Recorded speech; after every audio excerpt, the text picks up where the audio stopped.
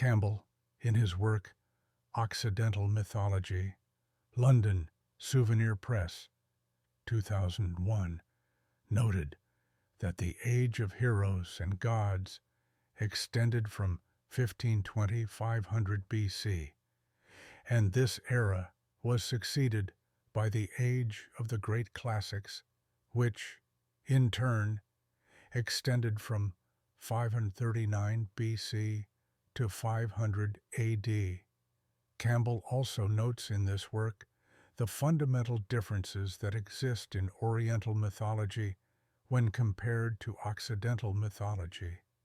In the former, Campbell notes that prayers, chants, images, temples, gods, sages, divinities, and cosmologies are but ferries to a shore of experience beyond the categories of thought, to be abandoned on arrival. Page 3. Man and God in this system are not opposites, but transcendentally identical entities. Occidental mythology maintains that man has not the power for such an experience, but can only experience the divine within himself. There is, Campbell argues, a movement between the Book of Job, in which man abandons his human judgment in favor of that of God, and the competing mythology of the Greeks, who dare to stand independent and free with their knowledge of themselves and their world, and who also dare to judge the characters of their gods, thus initiating a humanistic tradition that was continued in European mythology, Greek, Roman, Celtic, and German. In these systems, Logos, as the Word of God, and the rationality of human psyche are contrasted and give rise to very different views of God and man and their relation. In his account of the cultural development of man, Campbell notes that in circa 7500 BC, in the Near East region of Asia Minor, Syria, northern Iraq, and Iran, the arts of agriculture and stock breeding were developed. Men now became substantial tillers of the earth. Self-sustaining villages appeared, and their numbers steadily increasing, spread in a broad band eastward and westward, arriving simultaneously at both oceans about 2500 BC. Meanwhile, in the developed zone of origin, the nuclear Near East, a second epochal mutation occurred circa 3500 BC, when, in the riverland of Mesopotamia, the fundamental arts of all high civilization were invented: writing, mathematics, monumental architecture, systematic scientific observation of the heavens, temple worship, and the kingly art of government. Pages 6–7. Aristotle's political view of man, the rational social animal, is in accord with the above quote. His idea of the self-sufficiency of the village provided a social framework for the family to meet more complex needs, which would then, in turn, develop into the need for the village to unite with other villages and form a polis, which demanded that the art of government become more organized and more complex, and perhaps demanded the invention of the other arts and sciences as well. Thousands of years of the practice of these arts and sciences take us up to the date of 1200 BC, the date Julian Jaynes, the Princeton psychologist, claims the power of consciousness emerged as a broad social phenomenon. Language, up until this point in time, was, Jaynes maintains, bilaterally located in the brain. Jaynes further controversially maintained that the voices of gods and kings were transmitted between the hemispheres in the form of commands. These gods and kings themselves may or may not have possessed the power of consciousness, which according to the Delphic oracle demanded of man that he know himself if ruin and destruction was to be avoided. Jaynes's hypothesis builds upon brain research and the discovery that the right hemisphere also possesses a capacity to recognize language. Campbell notes that around the date 1250 BC in the Occident, the old cosmologies and mythologies of the goddess Other were radically transformed, reinterpreted, and in large measure even suppressed by those suddenly intrusive, patriarchal warrior tribesmen whose traditions have come down to us dually in the Old and New Testaments and the myths of Greece, page 7.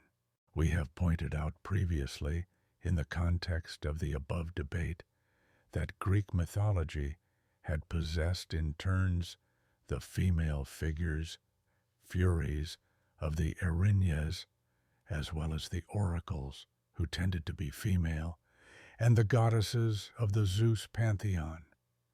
This suggests a significant appreciation of the role of the female in what Ricoeur called the realm of the sacred.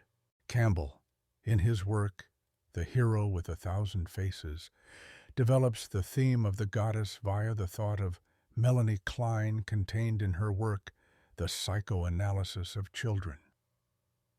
Klein, for example, notes that if the infant is deprived, for some reason, of the breast, its fury can become quite alarming for bystanders.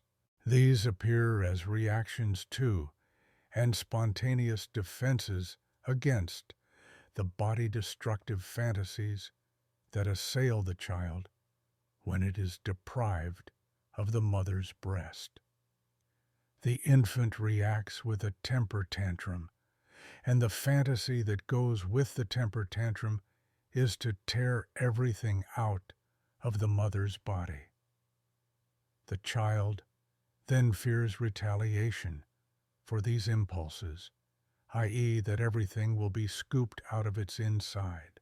Anxieties for the integrity of its body, fantasies of restitution, a silent, deep requirement for indestructibility and protection against the bad forces from within and without, begin to direct the shaping of the psyche, and these remain as determining factors in the later neurotic and even normal life activities, spiritual efforts, religious beliefs, and ritual practices of the adult, page 149. Campbell points to the medicine men of primitive tribes as emerging from such body-destructive fantasies. The medicine man attempts to restore the integrity of the body for the imagination. Childhood fantasies do not manifest themselves merely in the rituals of primitive peoples, but also in their myths. These manifestations occur in many forms, including that of immortality and the separation of the soul and the body. The hero, Campbell argues, seeks intercourse with the gods and goddesses and the imperishable being that transcends them both. In the Eastern mythologies, this experience of immortality is not tied to the separation of the soul and the body, but rather to an experience of the immortal as a presence in the moment. Having found what he was searching for, The hero is then destined to return to the kingdom of humanity with his message, which even Buddha doubted could be communicated. What is the message which is so difficult to understand? Campbell suggests the following. The realm of the gods is a forgotten dimension of the world we know, and the explanation of that dimension, either willingly or unwillingly, is the whole sense of the deed of the hero.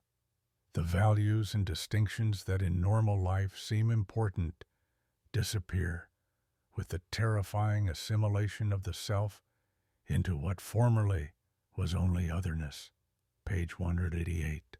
Both Plato and Buddha ask whether the hero, having experienced the world of forms, can return to humanity without either danger to themselves or the frustration of trying to communicate a message that transcends common sense.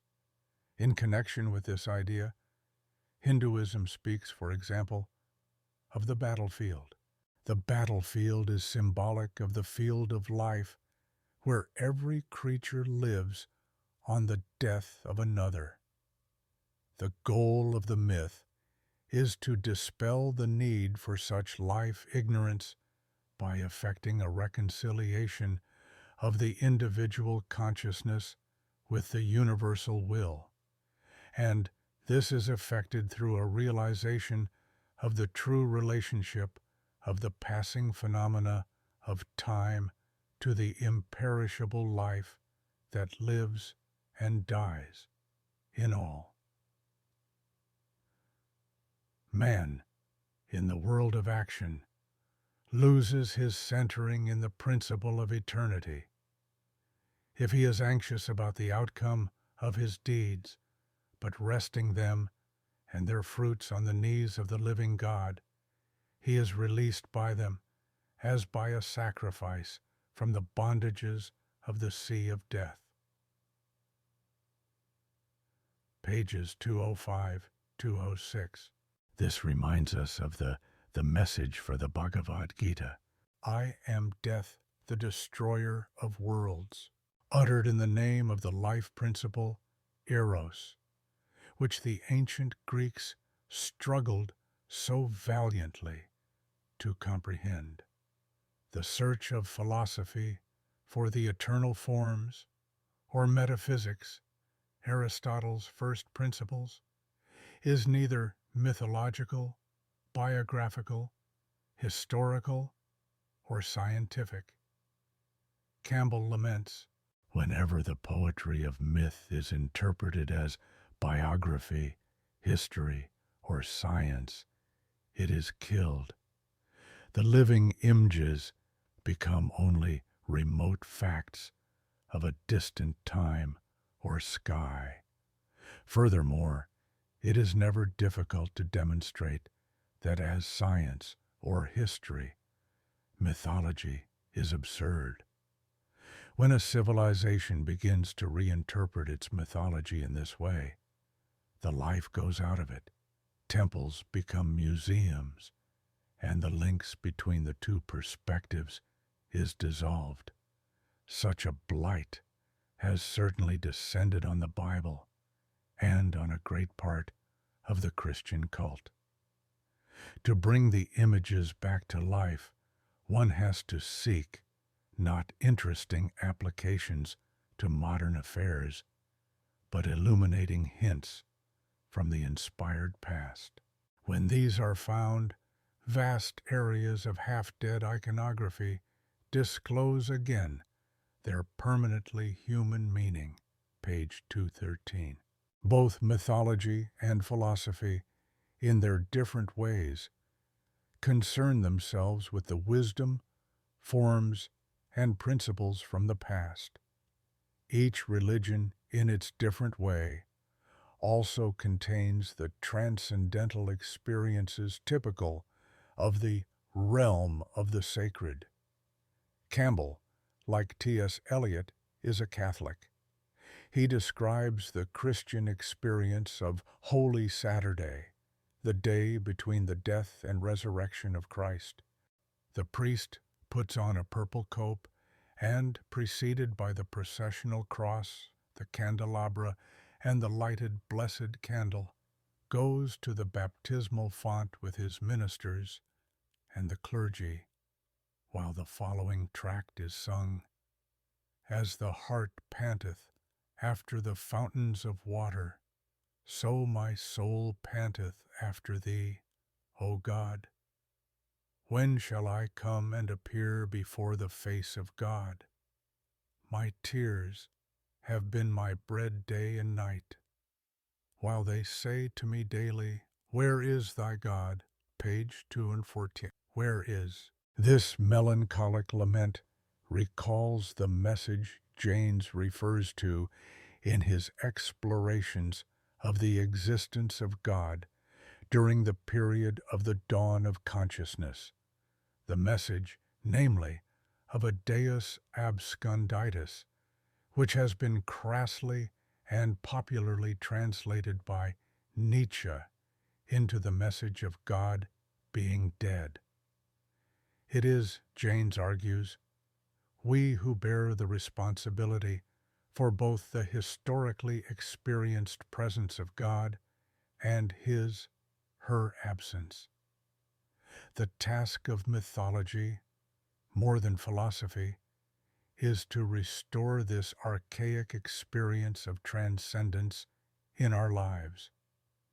Modern Catholicism, of course, is imbued with the spirit of Romanticism, as the above experience of Holy Saturday clearly manifests.